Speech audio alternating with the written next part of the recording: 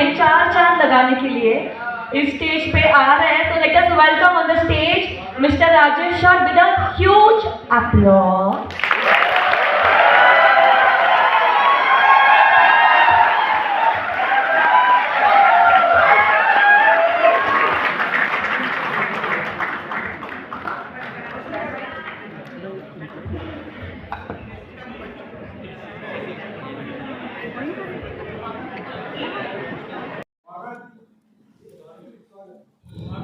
सबसे पहले मां सरस्वती को प्रणाम करता हूँ, आप सबकी उपस्थिति को प्रणाम करता हूँ।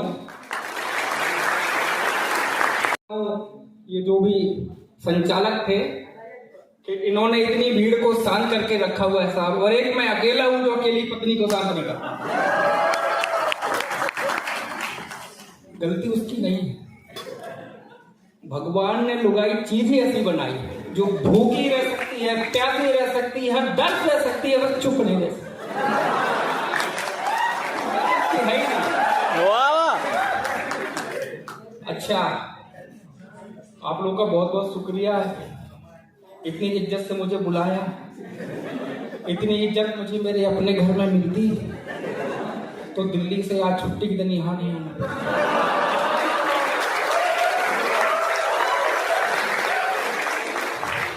मैं यहाँ आया इसलिए हूँ साहब, और कभी इसलिए बना क्योंकि घर में नहीं बोल पाता। अगर घर में ही बोल पाता तो यहाँ बोलने क्यों आता। और एक दिन तुम्हारी पत्नी ने पूछा किया, बोले एक बात बताओ, ये इतना लिख कैसे लेते हो? मैंने कहा छोड़ो, तुम नहीं समझोगे, बहुत दिमाग लगता है। बोली तभी तो पूछ रही हो, सब क्या करें। एक दिन बोली चलो छोड़ो,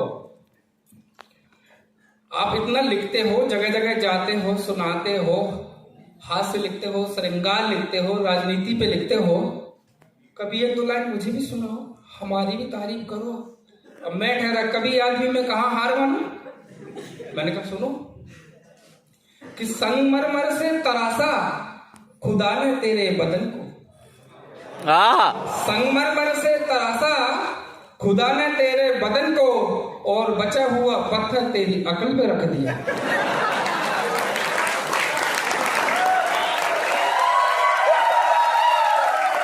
क्या बात है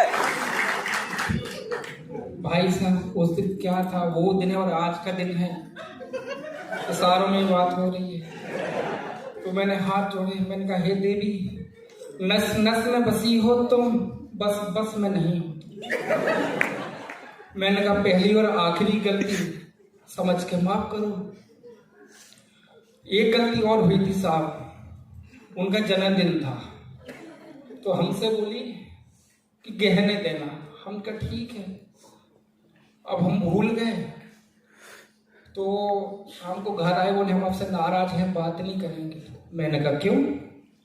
बोले हमने आपसे कहा था कि हमारे जन्मदिन पे गहने देना, और आपने दिया खाली डिब्बा। जानते हैं दोस्तों में कितनी शर्म आई हमें। तो हमने कहा शर्म ही तो औरत का गहना है बड़ी। कैसे हो जाते हैं भाई साहब, और ये जब से कवि बने हैं तो बहुत सारे मसले खड़े हो रहे हैं। एक हमारा दोस्त, जिगरी दोस्त, वो भी मुंह फुलाए बैठा है, हालांकि हमने उसको सकारात्मक वे में बोला था। वो बोला कि भाई अपनी दोस्ती एक शायराना अंदाज में बयां करो, एक मिसाल कायम करो। तो मैंने तो अच्छा बोला था कि भाई जब तेरे को दुख तकलीफ होगी तो हॉस्पिटल चल देंगे। बोला ठीक है, पर मैंने क्या बोला, मैंने तो खाली उसको एक दोस्ती की मिसाल दी थी। बोले एक दोस्ती की मिसाल दे दो। मैंने कहा ठीक है। तो मैंने इतना ही कहा था कि खुदा करे अपनी दोस्ती इतनी गहरी हो, खुदा करे अपनी दोस्ती इतनी गहरी हो, और बात तुम बनो, मेहनत मेरी हो। वो भी मुंह फुलाए बैठा है, क्या करूंगा, हो जाता है। बहुत अच्छा सुन रहा है। एक ही अभी मिलंजय खड़ा था, कहाँ गए? मिलंजय था, हाँ, इसने मराठी में बोला, पर मैं समझ गया इसने क्या बोला। इसने बोला कि इंजीनियर बहुत बुद्धिमान होते हैं, मैं वहां से सुन रहा था, मैंने कहा अच्छा अब इसकी बुद्धि का परिचय देता हूँ। ये जब इंजीनियरिंग कर रहा था साहब तो अपने छत पे खड़ा, अब पड़ोस के अंकल भी छत पे टहल रहे थे, इससे पूछा हाँ बेटा इंजीनियरिंग कर रहे हो? बोले जी अंकल। तो बेटा आगे क्या सोचा है? बोले बस अंकल टंकी भरते ही मोटर बंद करने की सोच रहा हूं। वो क्या पूछ रहे हैं ये क्या सोच रहे हैं। अब ये 2-4 बच्चे यहाँ खड़े थे, कुछ शेर व शायरी कर रहे थे, हालांकि अच्छी थी लेकिन स्त्री और पुल्लिंग का भेद भूल गए साहब। मैंने कहा कोई बात नहीं, ये प्यार मोहब्बत की बातें भी कर रहे थे। तो मैं बता दूं साहब कि मेरा तो प्यार मोहब्बत से दूर दूर का कोई नाता नहीं। प्यार सबसे नफरत है साहब मुझे। क्यों? साबित करता हूं कि वो जो कहती थी कि मैं मर जाऊंगी तुम्हारे बिना, वो जो कहती थी कि मैं मर जाऊंगी तुम्हारे बिना, और कल ही तीसरा बच्चा हो गया उसका, वो भी हमारे बिना। ठोको ताली।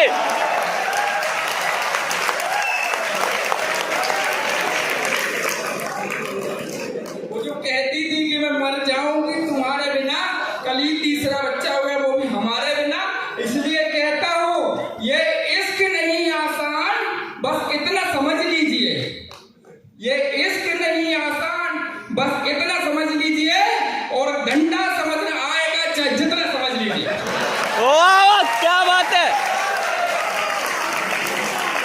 चलिए बहुत हो गया, हो अब आपको लेके चलता हूँ कविता की तरफ। एक चंचल पति की चपलता, और पति शादी की बात क्या ही सोचता है क्या देखता है, तो उसके ख्वाबों की दुनिया में लेके चलता हूँ साहब। उम्मीद है आप लोग ध्यान से सुनेंगे, क्योंकि कहते हैं कि कविता कान से नहीं ध्यान से सुनने का विषय है। ध्यान से सुनेंगे तो समझ में आएगी। अच्छा शादीशुदा आदमी क्या कर सकता है साहब? ख्वाब ही देख सकता है। उसके अलावा तो अगर कभी हंसते हुए पड़ोसन से बात करते हुए पत्नी देख ले तो देखो कैसे बहुत चढ़ा के आंखें दिखाते हुए कहती कि चलो अंदर अभी हल्दी लगाते हैं। वो कहता है कि हल्दी क्यों लगानी है, कहीं चोट थोड़ी लगी है। बोले अभी अंदर भी कहाँ चले हो। तो ये है साहब, फिर भी हम जैसे लोग देख लेते हैं क्या करें। तो क्या ख्वाब देखते हैं कि ख्वाब में देख रहा था उसको, एक पति ख्वाब देख रहा है, ख्वाब में देख रहा था उसको, नींद अचानक टूट गई। वो नहीं सुनो, ख्वाब में देख रहा था उसको, नींद अचानक टूट गई। सपनों की हसीन दुनिया मेरी फिर वहीं पर छूट गई। अब उनके मतलब की बात है, कभी कुंवारे बैठे हैं। अब ध्यान से सुनना और कल्पना करना, मजा आएगा। अब देखिए ख्वाब में क्या देख रहा है।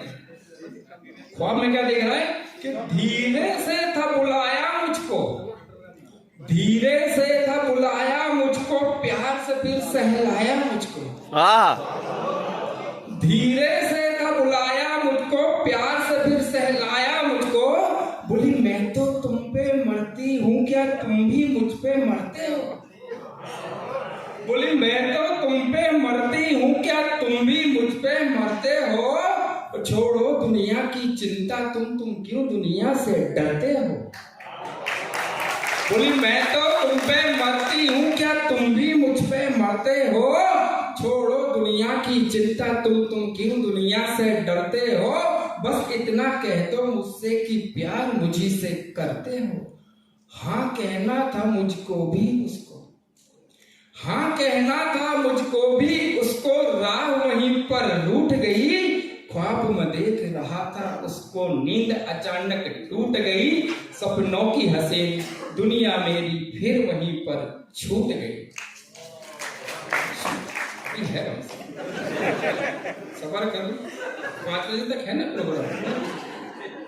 देखो समय याद मत दिलाओ तो मजा नहीं आएगा। अच्छा समय से याद आया साहब, एक समय हुआ करता था जब प्यार में लोग अमर होते थे। फिर थोड़ा समय बदला, प्यार में लोग अंधे होने लगे। अब समय ये है कि प्यार में लोग तोतले हो गए। कैसे? अल्लाह मेला बाबू को अच्छा हो गया, मेरे बाबू ने खाना खाया। अच्छा मतलब ग्रुप होता है। मेरे बाबू ने खाना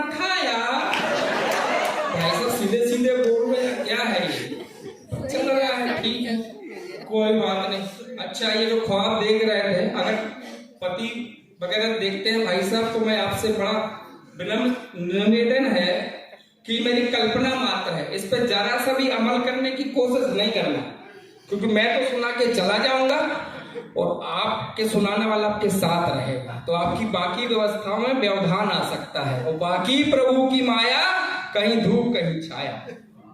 और करना है तो कैसे, अनुभव के साथ करना। जैसे सागर बोला मेरे से, एक दिन कहता है कि राजेश भाई एक बात बताओ। उनका पूछो। कहता है प्यार शादी से पहले करना चाहिए या बाद करना चाहिए? अनुभव। हाँ।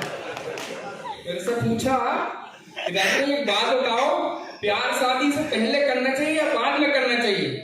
मैंने कहा गुरु ऐसा है, कभी भी कर लो, बस बीवी को पता नहीं चले।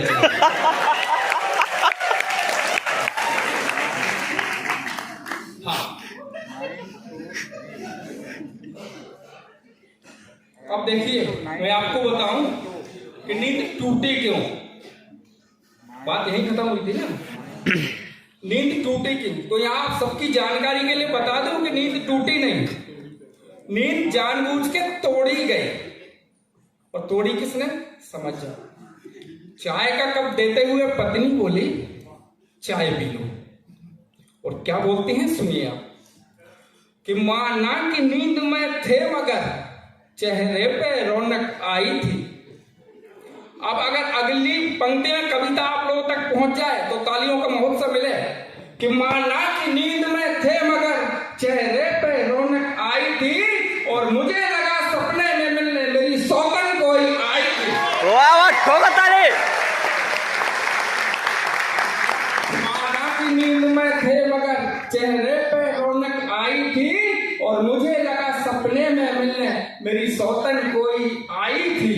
ज्यादा कुछ सोचे बिना मैंने नींद से तुमको जगा दिया, और ख्वाब में देख रहे थे जिसको पल भर में उसको भगा दिया। आगे मुझसे बोली कि मैं भी तो तुम पे मरती हूँ। आगे मुझसे बोली कि मैं भी तो तुम पे मरती।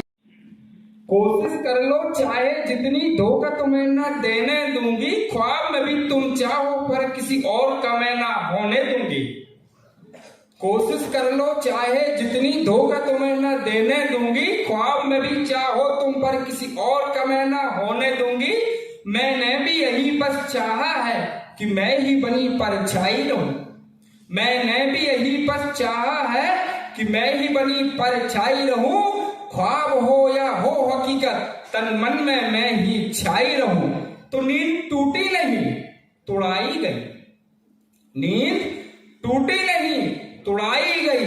दुनिया छूटी नहीं, छुड़ाई गई। और चाय के बहाने से पत्नी मेरे सपनों की दुनिया लूट गई। ख्वाब में देख रहा था उसको, नींद अचानक टूट गई। सपनों की हसीन दुनिया मेरी फिर वहीं पर छूट गई। और आखिरी मुक्तक से अपनी जगह लूंगा कि हंसना हंसाना काम है मेरा, हंसना हंसाना काम है मेरा।